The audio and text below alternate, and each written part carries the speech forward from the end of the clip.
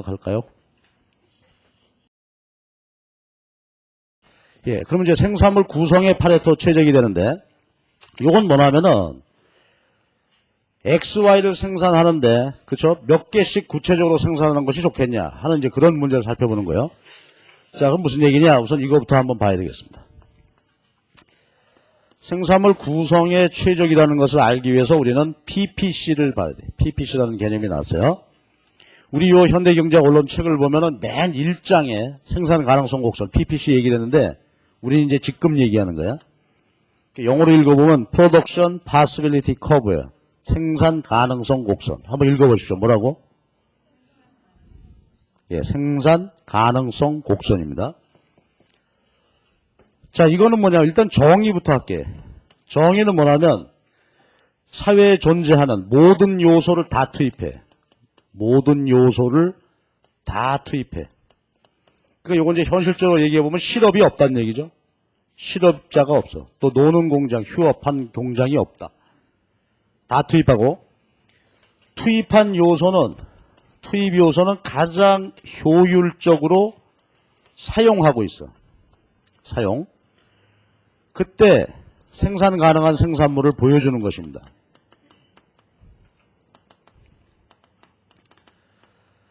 보여주는 것이 PPC 곡선입니다. 예, 그래서 그림을 그려보면 이런 얘기입니다. 개념적으로 일단 볼 때 XY. 그럼 우리가 아까 저기 얘기한 대로 말이지. 우리 사회에 존재하는 노동량이 100단이다. 자본이 80단이다. 이걸 가지고 다 투입하고 효율적으로 할 때 생산 가능하다. 그러니까 그림 그려보면 이런 모양이 나오게 됩니다. 그럼 예를 들어서 이게 50, 40 이래 보자고. 그대로 그냥 그림 해석만 해봐봐. X제 50이라는 건 무슨 말이죠? 그치? 노동 100단위, 자본 80단위를 투입해서 효율적으로 사용하고 X만 생산한다면 50개죠. 요거는 Y만 생산한다면 40개고. 그 다음에 예를 들어서 여기가 말이죠. 여기가 30개와 뭐 20개다. 그럼 해석 어떻게 하면 돼? 모든 요소 다 투입하고 효율적으로 했을 때 X를 30개 만든다면 Y는 20개를 생산할 수 있다. 그지? 이거를 보여주는 것이 생산 가능성 곡선이다. 이거지. 됐죠? 개념은 뭐 어렵지 않지. 자, 그러니까 이게 한 나라의 경우라고 볼 수도 있고 한 기업의 경우라고 볼 수도 있는데 하여튼 개념은 말이야 똑같단 말이지. 그러니까 이게 우리나라에 만약에 PPC라고 한다면 이건 뭘 나타내는 거죠? 우리나라의 최대 생산 능력이지. 최대 생산 능력. 한 기업이라면 역시 기업의 최대 생산 능력이다. 이게. 자, 근데 이제 물론 현실 얘기를 조금 해보십시다. 현실 얘기를 좀 해보면은, 근데 실제 생산점은 어디서 하고 있을까, 보통은? 과연 이 선상에서 할 수 있을까? 그렇게 못하겠죠? 우리가 한 회사 다니는 근로자들입니다. 과연 우리들이 여기서 할 수 있도록 열심히 일하나? 그쵸? 어젯밤에 술 먹었다고 아침에 사우나 가고 말이지. 여직원들은 몰려다니면서 너 얘기 들었니? 수다 떨고. 기계라고 세수하는데 이게 맨 고장만 나고 말이야. 그치? 그러니까 비효율적 생산된다. 그지? 비효율적이다. 또 한 국가라고 한다면 어떻게 될까 이거? 요즘 우리나라 같으면 실업이 많죠? 실업이 존재하지. 노는 공장이 많지. 그러니까 최대 생산 능력을 발휘를 못하는 거다 이거지. 그치? 그럼 봐봐. 가능성 곡선. 실제 생산점은 여기다. 그럼 의미가 뭐라고? 미처 요소를 다 투입하지 않았거나 다 투입했다면 비효율적으로 요소를 사용하고 있거나 둘 중에 하나 되겠죠. 근데 만약에 이제 이렇게 있다가요. 생산점이 여기서 PPC 선상으로 올라갔다면 그건 뭘 얘기하는 거야? 효율성이 개선되었다. 그치? 경제의 효율성이 개선됐다. 그러니까 예를 들면 나라 경제를 얘기해 본다면 파업이 전년도에 비해서 좀 줄었다든가. 그죠? 노사화학 같은 걸 통해서. 이런 경우입니다. 한 가지만 더 얘기할게. 근데 만약에 이거는 효율성 개선인데요. 만약에 우리나라의 PPC가 이렇게 빨갛게 됐다. 이건 뭘 얘기하는 거야?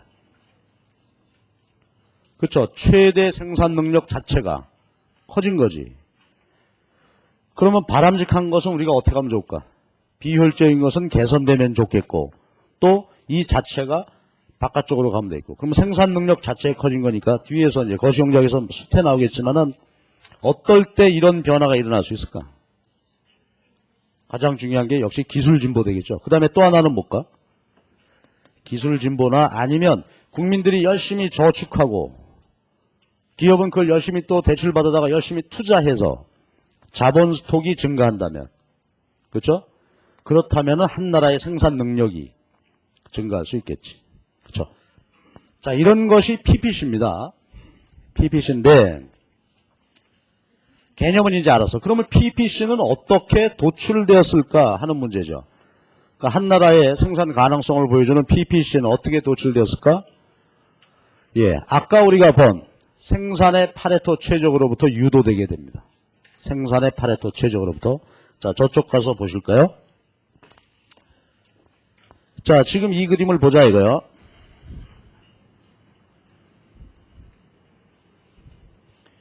요게 지금 생산의 파레토 최적이야. 그러니까 우리 사회에 존재하는 노동과 자본을 투입해 생산하는데 아까 나온 결론이 있었단 말이지.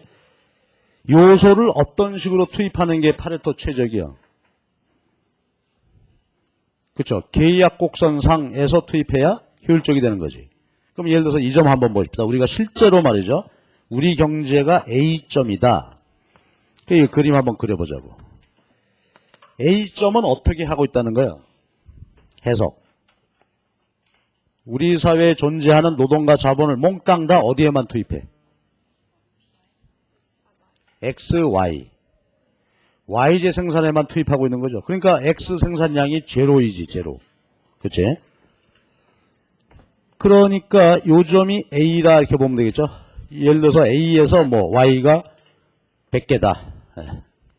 A점입니다. 그러다가 여러분 보세요. B점에서 만약에 투입한다면 어떻게 되나, 요거는. 일단 계약 곡선상에 있으니까 파레토 최적이지. 그런데 B점에서 요소를 투입한다 하게 되면 이제 X제 생산에도 일부 요소를 투입하고 있죠. 그러면서 파레토 최적이야. 그러니까 X제 생산량 조금 하고 Y제 생산량은 아까 A보다는 어떻게 됐을까? 조금 줄었겠지. 그러니까 B점은 뭐 이런 상태가 될 거다 이거지. 여기 C 마찬가지 논리로 D, E, F 이렇게. 그러면 A, B, C, D, E, F점은 각각 어때요? 계약 곡선상에 있는 점이니까 파레토 최적이지. 그러면 각각 A, B, C, D, E, F점에서 생산량을 구할 수 있겠죠? 모른종에다 점을 쭉 찍어보자 이거예요. 여기가 C, 여기가 D, 여기가 E, F 이런 점이 나오겠죠? 이걸 연결해 놓은 게 뭐야? 이게 PPC다 이거야. 그치? 네, 그러니까 모든 요소 다 투입했고 가장 효율적으로 사용한다. 그랬을 때 가능성 곡선이 도출된다 이거지. 됐죠? 그러니까 생산 가능성 곡선은 생산의 파레토 최적으로부터 저렇게 도출된다 이 말입니다. 근데 공부 하나 더 합시다. 여러분 아까 우리가 이제 I점이 있었죠? 요거 초기 부전점이야. 그러면 여러분 이 그림에다가 I점을 찍어보시오 라고 한다면 여러분 어디다 찍어야 될까? I점을 표시한다면 안쪽 어디 구체적으로? 아이씨 안쪽에다 찍으면 되지 뭘 또 찾냐. 정확히 찾을 수 있지. 어떻게 찾을 수 있을까? 그렇죠. 여기 한번 봐봐. C와 D, C점에서 XY 생산, D점에서 XY 생산 효율적인데 이 그림으로 보면 I점은 C에서 수직선, D의 수평선 교차하는 여기가 I점이 되겠습니다. 그치? 한번 생각해 봐봐. 자, 이 그림에서 말이죠. C점으로 요소 투입을 바꾸면 어떻게 되지? 생산량 변화를 한번 말해 봐봐. I에서 C로 가게 되면 X 생산량은 그대로 이대 Y 생산량만 증가했지. 그러니까 여기서 봐봐. I에서 C로 가게 되면 X 생산량은 그대로야. 그러나 Y 생산량이 증가했겠죠. 그치? 만약에 D점으로 가면 어떻게 되는 거나 이거는 X 생산량은 증가했고 Y 생산량은 그대로죠. 여기 Y 등량선이. 그러니까 Y 생산량은 그대로이되 X만 늘어났다 이거지. 그럼 이제 아까 우리가 공부했던 거 보면 말이요. 여기가 초기 배분점이라고 할 때 볼록 영역 안쪽으로 가면 개선된다. 그렇지? 그러니까 본로 경력 안쪽이라는 것은 이 그림에서는 어디에 해당하는 거나? 여기 수직 수평선상 안의 면적이죠. 그러니까 이쪽으로 옮겨가게 된다 하게 되면 XY 생산량이 하나만 늘든지 두 개 다 증가하든지 쭉 가. 그러다가 렌즈 안에 코어에 해당하는 점은 어디가 되겠어요? 여기다 여기 투입하게 되면 그 점들은 요거 되겠지. 그렇죠? C와 D점 사이에 계약곡선상 점들이 되겠습니다. 그러니까 우리가 요걸로 다시 얘기해 보면 다시 한번 봐봐. PPC 안쪽에서 생산하고 있다는 것은 비효율이야. 그렇죠? 그럼 어떻게 하면 개선되겠냐? 수직 수평선 그렸을 때 이쪽으로 옮겨가면 된다. 그렇지? 개선됐지? 어떤 생산량도 감소하지 않고 적어도 하나라도 늘었다. 생산량이. 최적 상태는 어디까지 간다고? 더 이상 개선 여지가 없는 것은 그렇지 여기지. 자 됐습니다. 이게 PPC야. 이게 생산 가능성 곡선의 개념입니다. 여기까지 그림 문제, 시험 문제 낼 수 있겠죠. 간단한 아이디어 낼 수 있을 겁니다. 자, 그럼 이제 마지막 우리가 고민해 봐야 될 것은 자, 요 그림 지울게요. PPC 선상에서는 효율적이라 그랬단 말이야. 그럼 이제 우리가 마지막으로 살펴봐야 될 주제는 그렇다면 이게 우리의 최대 생산 능력, 가장 효율적으로 생산하는 점인데 그러면 저 선상 어디에서 생산해야 좋겠냐 하는 문제입니다. 마지막으로. 즉 아까 나왔던 대로 X제만 50개 생산할까? Y제만 40개 생산할까? 아니면 섞어서 몇 개씩 할까? 그렇죠? 어떻게 해야 좋겠냐 하는 문제입니다. 그러면 여기서 어떻게 해야 좋은가 하는 것은 그게 바로 생산물 구성의 최적인데 개념은 이렇습니다. 소셜 웰페어죠. 사회 후생. 소셜 웰페어. 그러니까 어떻게 생산해야 구체적으로 생산량을 몇 개로 결정해야 소셜 웰페어가 극대화되겠냐 하는 얘기입니다. 자, 여러분 개념 다시 한번 봅시다. 생산물 구성의 최적이란 뭐라고? PPC 선상에서 생산하되 그렇죠? 어느 점에서 생산해야 사회 후생이 극대화되겠는지 이 문제를 알고 싶다 이거죠. 예. 결론은요. 미리 해놓고 볼게. 결론은 PPC와 SIC. 자, IC는 무차별 곡선이야. 근데 여기 S는 소셜입니다. 그러니까 사회적 무차별 곡선 개념이 있어요. 접점에서 해라. 의 접점에서 생산하게 되면 생산물 구성이 최적이다 하는 얘기입니다. 자, 그러면 이제 개념 뭐 우리가 다 아는 개념이니까 한번 생각해 봅시다. 무차별 곡선이요. 무차별 곡선. 근데 우리가 지금까지 얘기한 무차별 곡선은 다 누구 거야? 갑돌이, 을순이, 병철이 개인 거죠. 개인의 무차별 곡선인데 여기는 지금 뭐야? 소셜 그랬단 말이야. 그럼 무슨 개념입니까 이거는? 우리가 이제 단순화 가정을 위해서 사회 구성원이 A와 B 두 사람이 있다 그러는데 A, B 한 사람의 무차별 곡선이 아니고 그렇죠. 총합한 개념이다 이거지. 사회 구성원 모두에 대한 후생을 나타내는 그런 개념이다 이게. 그러니까 개념은 개인 무차별 곡선, 개인의 효용 함수를 총합한 개념이다 이게. 그러니까 개별 수요를 합쳐서 시장 수요 나오듯이, 그치? 개인의 효용 함수를 총합한 개념입니다. 성질은 똑같아. 그러니까 원점에 볼록하고, 그렇죠? 이런 무차별 지도가 있다.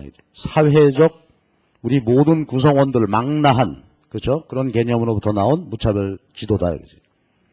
그럼 이거 결론 여러분이 말할 수 있겠지? PPC는 제약 조건이죠. 지금 현재 상태에서 우리가 생산할 수 있는 최대 능력을 보여주는 거고, 무차별 곡선. 그럼 어디서 하는 게 사회 후생이 극대화되겠습니까? PPC는 주어져 있는 거야. 지금 현재. 예, 결론은 또 역시 경제학의 균형을 뭐 접하고 만나고 끌어안고 그러는 거 아니야? 여기서는 뭐가 될까? 예, 접점입니다.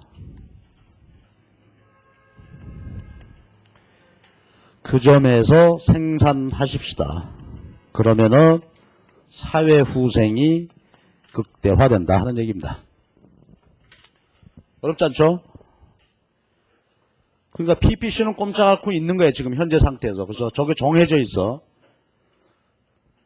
그런 상태에서 제약 조건이죠. 그런 상태에서 무차별 곡선 접점에서 하면 되겠다. 그러니까 그림으로 볼 때 증명은 간단하죠. 잘 봐봐. 이 점에서 생산하면 어떻게 되나? 이 점에서 생산물 구성하게 되면 요소는 효율적으로 사용했죠. 지금 효율적으로 생산했지만은 사회 후생은 이렇게 생산할 때 비해서 작지. 이것도 마찬가지죠. 그러니까 여러분 이거나 이렇게 생산할 때는 어떻게 돼요? 생산물 구성을 바꿔야지. 이때는 X 줄이고 Y를 늘리고 이때는 X 늘리고 Y를 줄이고 그러면 사회 후생이 더 커질 수 있는 거지. 그렇죠? 그러면 이제 마무리해. 그러면 그림으로는 우리가 충분히 알았으니까 어떻게 하면 구성이 최적인가? 두 선에 접하고 있어요. 두 선이 접하고 있으니까 두 선 기울기가 서로 같겠죠? 그래서 이걸 이렇게 봅시다. 그러면 PPC 곡선의 기울기 절대치고요. 그 다음에 사회적 무차별 곡선의 기울기가 서로 같아야 한다는 얘기야. 그럼 우선 요거부터 하자고. 무차별 곡선의 기울기는 뭐죠? 무차별 곡선 기울기는 MRS지. MRS XY인데 근데 요거는 개인의 것이 아니라 뭐야? 우리 사회 전체 개념이니까 여기다가 괄호하고 소셜 그러단 말이야. 사회적 한계 대체. 그러니까 우리 사회 구성원들의 전체를 감안한 MRS다. 이렇게 보시면 되고.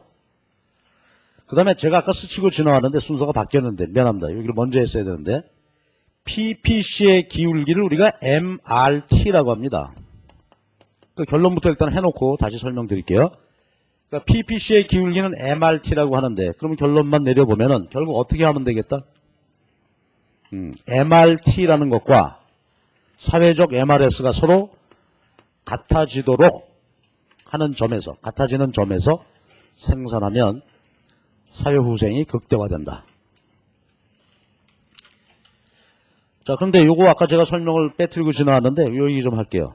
MRT XY는 정의가 이거야. 델타 X, 델타 Y 마이너스 앞에 붙여야 되고요. 요거 한마디로 PPC의 기울기 되겠습니다. 기울기의 절대치. MRT는 자 우선 읽기 연습할게요. MRT는 Marginal Rate of Transformation. Marginal Rate of Transformation. 그래서 우리말로 해석해보면 한계 전환율, 한계 변환율. 그래. 한번 읽어주십시오. MRT는 어떻게 읽는다고?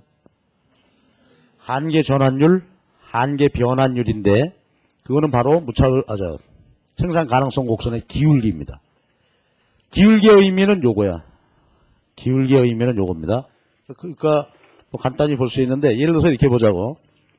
지금 PPC 어느 한 점에서 생산하고 있었습니다. 예를 들어서 여기가 뭐 50개, 30개다 이랬는데 여기서 기울기를 그려보자 이거야. 그랬을 때 기울기 탄젠트 알파죠. 그럼 요 높이가 뭐죠? 이게 지금 Y니까 요거 델타 Y 되지. 밑변은 X니까 델타 X 되겠죠. 그러니까 결국은 델타 Y를 델타 X로 나눈 게 기울기니까 그게 MRT라고 한다. 그러면 그 의미가 뭐겠냐? 그거 하나만 생각해 보면 돼. 의미 이게 만약에 2가 나왔다. 그럼 뭘까? 기울기가 2다라는 말의 의미는 잘 봐봐. X 생산량을 늘리면 Y 생산량은 어떻게 돼? 줄일 수밖에 없죠. 이게. 얘를 늘리면 얘는 줄일 수밖에 없어. 왜냐하면 생산요소 부존량이 주어져 있으니까. 하나 늘리면 다른 생산량을 줄일 수밖에 없습니다. 2라는 말의 의미는 뭐야? 그러니까 X 생산량을 지금 요 상태에서 한 단위를 늘렸다. 51개 생산하려고 한다. 그러면 Y제 생산량은 어떻게 된다고? 28개. 줄일 수밖에 없죠. 그치? 모든 요소 다 투입하고 생산하는 거니까. 그래서 MRT는 X 생산량 한 단위 늘릴 때 줄여야 하는 Y제 생산량을 나타냅니다. 그러니까 이것의 의미는 뭐냐면 사회적 기회비용이 되겠죠. 그치? 사회적 기회비용. 2 한번 봐봐. 그러니까 X 하나 생산에 들어가는 비용은 뭐예요? Y제 2개다 이거죠. Y제 2개야. 자, 요것이 MRT의 의미가 되겠습니다. 한계 변환율, 한계 전환율 되겠어요. 근데 우리가 앞에서 요거 얘기했을 것 같은데, PPC가 원점에 근데 오목하게 그려졌죠. 그러니까 이 경우에는 X 생산량을 늘릴수록 이것이 어떻게 된다고? 기울기가 커져야 돼. 그러니까 요 MRT는 체증하는 게 물리적인 법칙이다. 우리가 앞에서 이렇게 말씀드렸었어요. 그렇죠? 자, 이것이 이제 MRT 체증 법칙입니다. 예, 그래서 우리가 PPC의 기울기가 MRT다 하는 거 여기서 다시 한번 복습을 한 거고, 예, 다시 돌아와서 하여튼 결론은 MRT와 MRS가 서로 같아야 한다. 예, 이것이 생산물 구성의 파레토 최적 조건이었습니다. 자, 끝났어요. 그러니까 처음부터 우리가 춘쭉 보게 되면 말이지, 댁에 가서 보면은 의미가 복잡하진 않아. 그대로 받아들이면 돼. 파레토 교수님의 아이디어니까 이대로 그냥 인식해서 받아들이면 되는 거지. 그래서 세 가지 파레토 최적 조건. 자, 그러면 이제 우리가 사전 준비가 끝났어. 우리가 지금 뭐 하려고 한다고요? 그렇죠. 과연 어떤 경제체제가 자원 배분이 효율적이냐 아니냐. 이거 평가해보겠다는 얘기지.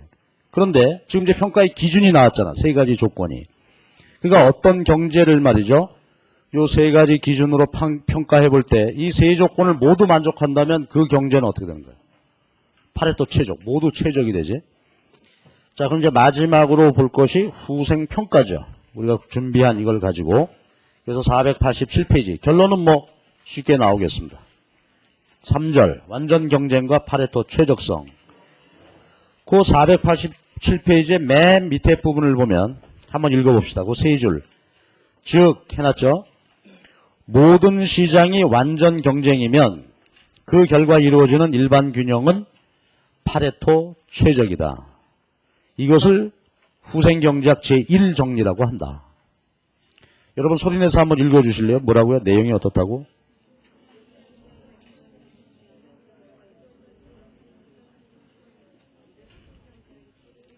그렇죠? 후생경제 제1정리. 모든 시장이 완전 경쟁이면 파레토 최적이다. 근데 거기다 하나 써놔. 이렇게. 뭐냐면 모든 시장이 완전 경쟁이고 외부 효과가 없다.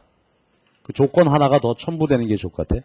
외부 효과가 없고 완전 경쟁이며 외부 효과라는 게 없으면 파레토 최적입니다. 외부 효과는 뒤에서 우리가 시장 실패하면서 말씀드릴게요. 자, 이것이 이제 결론이야. 그러면 그 다음 페이지 얘기는 뭐냐면 증명입니다. 과연 그 뭐냐 이게 완전 경쟁이면 최적이 된다는 것이 증명해봐야 되겠죠. 그래서 그걸 아주 장황하게 이렇게 증명을 해놨는데 제가 간단히 설명드릴 수 있습니다. 여러분 요거 한번 보고 그대로 보면 돼. 이건 안 써도 돼. 자, 이 세 가지 조건을 모두 만족해야 된다 이겁니다. 그러면 봐봐. 그럼 우선 부존 생산물, 존재하는 생산물을 A, B 소비자들이 각각 이렇게 되어지도록 배분해야 된다. 소비해야 된다. 그래야 최적이다. 근데 완전 경쟁이면 최적이래. 그러면 한번 증명을 해봅시다. 증명은 간단한데요. 요거 하나 미리 얘기하고 갑시다. 우리가 앞에서 봤을 때 말이죠. 완전 경쟁 네 가지 조건 만족하면은 일물일가가 된다 하는 얘기가 있었지. 일물일가. 일물일가 낱말의 뜻이 뭐였지? 그 생산물은 국내 어디 가나 가격이 다 똑같단 말이야. 이게 전제야. 그러면 요거 한번 봅시다. 그러면 예를 들어서 말이죠. 지금 A라는 사람은 예를 들어서 백령도 사는 아저씨야. 근데 이 사람도 합리적 소비자야. 그러니까 어떻게 소비하고 있을까?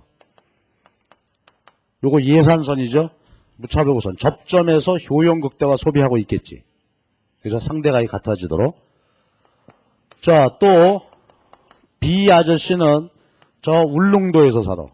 근데 이 아저씨도 합리적인 소비자야. 그러니까 역시 효용 극대화 소비하고 있겠죠. A, B 합리적인 소비자들이니까 각각 자기 자신의 MRS와 예산선 기울기 X 상대와 같아지도록 소비하고 있단 말이야. 그런데 이 XY가 완전 경쟁시장 생산물이라면 어떻게 된다고? 그렇죠. 백령도의 XY 가격이나 울릉도의 가격이나 가격이 어떻게 될까? 서로 같을 거야. 그렇지? 그러니까 이제 이렇게 가면 되겠죠. 요거 갖고 요거 갖고 그 다음에 얘하고 얘하고가 어때요? 서로 같죠? 따라서 어떻게 돼요? 같다 이거죠. 그치? 일물일가가 성립하기 때문에 그래. 그러니까 요거는 여러분이 증명해 주실래요? X가 자동차, Y는 쌀 그래 보자고요. 그러니까 우리 노동과 자본을 투입해 가지고 공산품과 농산물을 생산하는데 현명한 생산자들은 어떻게 해? 생산자 균형 조건, 즉 뭐요? 등량선과 등비용선 접점이죠. 이게 등량선하고 비용선 접점에서 이게 생산자 균형이지. 근데 등비용선의 기울기는 뭐예요? 노동의 상대 가격이었죠. 노동의 상대 가격이란 말이야. 그런데 이것도 우리가 어제 배운 노동과 자본시장이 모두 완전 경쟁시장이라면 역시 어떻게 돼요? 일물일가죠. 그러니까 자동차 부문에 취업한 임금, 근로자 자본가가 받는 요소의 가격이나 농사 짓는 요소가 받는 가격, 요소의 가격이 서로 어떻다고? 같아. 그러니까 이것과 이것이 같으니까 따라서 이것과 이것도. 그치? 일물일가로 증명이 됐어. 자, 그 다음에 이제 마지막이야. 구성의 최적. 이것도 봐야 되는데요. 이건 뭐 증명 없이 그냥 보시죠. MRT, 한계 전환율은 MCY, MCX가 된단 말이에요. 한계 비용의 비율이 돼요. 왜냐하면 하나 늘리고 하나 줄이고 하니까 서로 늘고 줄고 한 비용의 크기는 서로 같을 거란 말이지. 네, 그래서 한계 비용의 비율이 된다. 요건 이제 보고. 그 다음에 MRS, XY. 요거는, 사회적인 한계 대체율인데, 우리 사회 구성원 전체가 효용 극대화 소비하고 있다면 어떻게 되겠어요? 그치? MRS하고 상대 가격이 같아지는 수준에서 소비하고 있겠죠. 그러면 요것과 요것이 같아. 그 다음에 요것과 요것이 같습니다. 근데 우리가 알고 있는 사실이 완전 경쟁이면 가격하고 한계 비용이 서로 어떻습니까? 같지.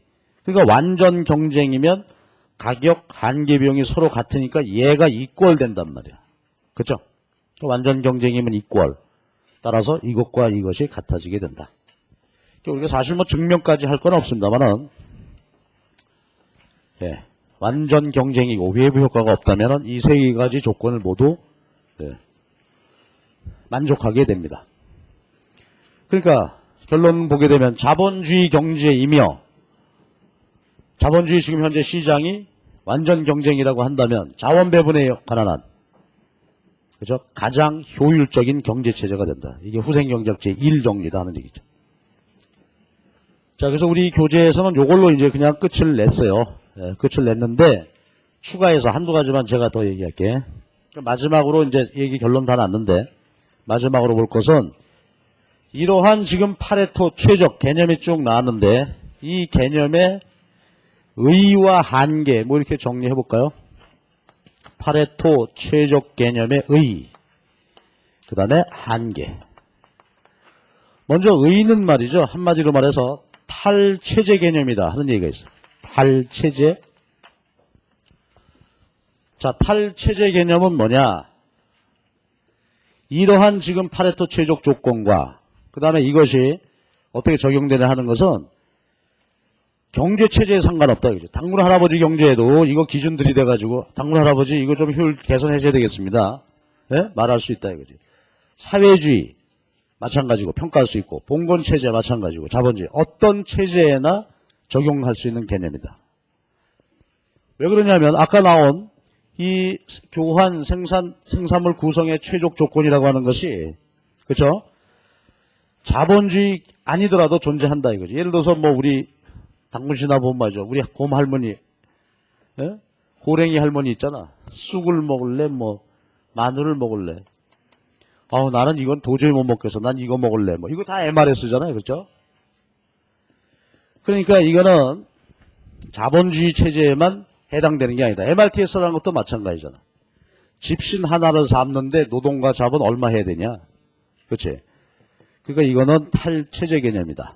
그러니까 어떤 체제에서든지 성립할 수 있는 개념이다. 그러니까 좋은 점이 뭐냐면 이 개념을 가지고 사회주의 경제건 그 사회주의 경제가 효율적인지 아닌지 따져볼 수 있다 이거죠. 그렇죠? 그런 것에서 아주 좋은 개념인데 문제는 한계가 있습니다. 그러니까 두 가지 한계를 지적할 수가 있는데 우선 첫 번째 지적할 수 있는 게 효율성만 얘기하고 있죠. 공평성 문제는 전혀 어떻게 돼요? 관계없는 개념이다. 그러니까 파레토 최적이 이루어졌다 하더라도 어떻다고요? 공평하고는 관계가 없어. 그렇죠? 아까 우리가 봤던 것처럼 이런 점도 파레토 최적이라고 그랬잖아. 한 사람이 다 독식하죠, 이거. 그래도 이게 파레토 최적이에요. 그러니까 공평성은 전혀 고려하지 않는 개념이다. 참 시험 문제 많이 나오지. 효율성만 보는 개념이다. 그 또 하나가 이제 이론적 측면의 얘기인데요. 사회적 무차별 곡선이라고 얘기를 했어, 아까 제가. 이건 이제 개인의 무차별 곡선을 전부 합친 개념이다 이랬는데, 개인의 무차별 곡선을 합쳐서 사회적 무차별 곡선이 나온 거다 이렇게 말했는데, 이론적으로 보면은 그렇게 구할 수 없어, 이게. 구할 수 없다, 이거야. 그래서 요거를 말이죠. 용어 하나 하고 가요. 요거를 우리가 에로우라는 경제학자분이 있어요. 에로우의 불가능성 정리라는 겁니다. 자, 그러니까 무슨 얘기냐면 경제학자들의 연구 분석에 따르면 그 분석 결과가 나왔는데 개인의 효용함수로 전부 총합해서 사회적인 효용함수를 구해낼 수 있는 방법이 없다. 불가능하다라는 겁니다. 에로우의 불가능성 정리야. 우리 시험에서는 여기까지 안 나오고 하긴 하지만 그래도 조금 얘기는 마무리해야 되겠죠. 불가능성 정리야. 구할 수가 없어. 그럼 아까 우리가 했던 것처럼 뭐 구성의 최적을 구하고 그래야 되는데 그렇게 할 수 없다는 얘기죠. 그럼 이제 우회해야 되겠지. 우회. 뭔가 어떻게 결론을 내려야 되니까. 그래서 대안으로 얘기하는 게 구할 수 있는 방법이 없단 말이에요. 그러니까 대안으로 두 가지를 보통 이론적으로 얘기할 수 있는데 대표적 개인의 무차별 곡선. 이거를 사회적 무차별 곡선으로 간주하자. 자, 어때? 느낌 금방 왔지? 대표적 개인의 무차별 곡선. 무슨 뜻일까? 그렇죠. 예를 들어서 짬뽕 먹을래? 짜장면 먹을래? 이제 그렇게 물어봤을 때 우리 중에서 말이죠. 가장 중간적 선호 갖는 사람이 있겠죠. 중간적인 사람. 어떤 사람은 난 죽어도 나는 짜장면은 안 먹어. 그런 사람 말고 가장 중간적인 사람. 선호가 평균적인 사람. 그 사람의 무차별 곡선을 뭐야? 우리 사회의 무차별 곡선으로 삼자. 이런 뜻이에요. 그러니까 우리가 왜 대표치라는 게 있잖아요. 우리 반의 키. 그럼 우리 반의 사람마다 키가 다 다른데 말이지. 그럼 우리 반의 키를 대표하는 값은 어떻게 찾을 수 있어? 여러 가지 방법이 있죠. 고등학교 때 배운 거 보면 뭐 평균치를 구할 수도 있을 거고, 그렇죠? 또 아니면 모드라는 게 있죠. 모드. 최빈수. 또 미디안, 그런 뭐예요? 중위수죠. 또 우리 반 일렬로 딱 늘어놓고 맨 가운데 키. 그 사람이 너 대표 키다. 아니면 평균을 구할 수도 있고. 모드라는 거는 이제 가장 빈도가 많이 나타나는 거. 여러 가지를 찾는데 그런 개념이죠. 그래서 예를 들어서 뭐 평균치로 대표값을 찾기로 하자. 평균을 쫙 내봤더니 168cm더라. 그러면 이게 우리 반의 뭐야? 키죠. 대표 키란 말이에요. 그것처럼 우리 사회 구성원 중에서 가장 그죠 대표적인 중간적인 평균적인 선호를 갖는 사람의 무차별 곡선을 사회적 무차별 곡선으로 삼기로 하자. 뭐 크게 어긋나지 않겠죠. 이렇게 해도.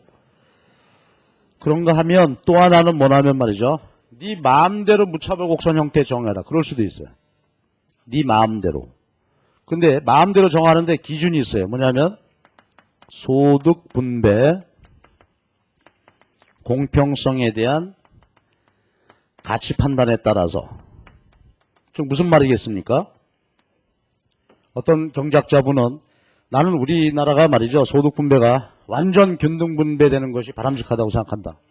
어떤 사람은 균등 분배 소용없다. 그래서 한 사람이 많이 갔더라도 총 GNP가 크기만 하면 좋은 거다. 분배 공평성은 전혀 생각하지 않은 사람도 있을 거고 또 중간적인 사람도 있고 그렇겠죠. 그래서요. 요건 뭐 그냥 얘기만 들어. 그리지도 말고. 세 가지 주장하는 사람들이 있을 수 있다 이거지. 그래서요. 사회적 무차별 곡선이 만약에 우하향하는 직선이라면 이 사람들 우리가 공리주의자라 그래. 공리주의자. 이 사람들은 분배는 안 따지겠다 이거지. 전체 총소득이 많기만 하면 사회 후생이 커진다 이렇게 보는 사람이고, 이 사람들은 만약에 요 기울기가 45도라면 말이지 완전 균등 분배돼야 한다 이렇게 주장하는 사람들. 이 사람들은 뭘까? 이 사람들은 이것도 아니고 이것도 아니죠. 그렇죠? 가능하면 평등한 게 좋대. 일부 불평등한 분배도. 그렇죠? 이게 중간적 입장이란 말이지. 이런 아이디어만 있다. 이렇게만 취하시면 되지. 그래서 어떻게 보느냐에 따라서 당신 마음대로 정해라. 그럼 이런 얘기는 할 수 있겠지. 두 사람이 있다. 어떤 교수님은 이게 무차별고시 공률이 굉장히 크다 이렇게 보는 사람이 있고, 어떤 사람은 공률이 대단히 완만하다. 그러면 노란 사람, 하얀 사람 누가 좀 더 분배는 공평해야 한다라고 주장하는 사람일 거다. 노란 사람? 이거하고 비교해보면 노란 사람, 하얀 사람. 그치? 이 양반이 공평성에 대해서 좀 더 어떻게 돼? 공평성을 강조하는 거죠. 왜냐하면 아까 이 경우는 완전 균등 분배되는 거 좋다고 보는 사람이잖아. 그치? 여기까지는 뭐 얘기 안 나가도 될 것 같아. 여기까지는 시험에 나지 않겠지만은 이렇게까지만 정리를 한번 합시다. 그래서 이 파레토 최적 후생경제학 얘기였는데요. 한계가 있다. 공평성에 대해서 얘기하지 못한다. 네. 그래서 후생경제학 얘기를 이걸로 끝. 그래서 여기가 옛날에는 사실은 종전에는 여기서 시험 출제가 많았어. 근데 요즘의 분위기는 요 17장 요 후생경제학보다는 시장 실패 쪽에서 좀 더 시험 문제가 많이 나오는 그런 추세야. 그렇긴 하지만 뭐 어려울 것도 없어요. 16장 얘기를 잘 정리를 하도록 해주시기 바랍니다. 그래서 여러분들이 연습책이나 뭐 이런 걸 보면은 이거 말고도 아주 더 많은 이야기를 다루고 있는 게 사실이야. 그만큼 복잡한 내용이니까. 근데 그걸 위해서라도 요 기본은 잘 챙겨놔야 되겠죠. 예, 그래서 후생경제학 얘기가 끝났고, 그러면서 잠깐 쉬었다가 미시경제학의 마지막 주제 시장 실패 얘기로 마무리를 하도록 합시다.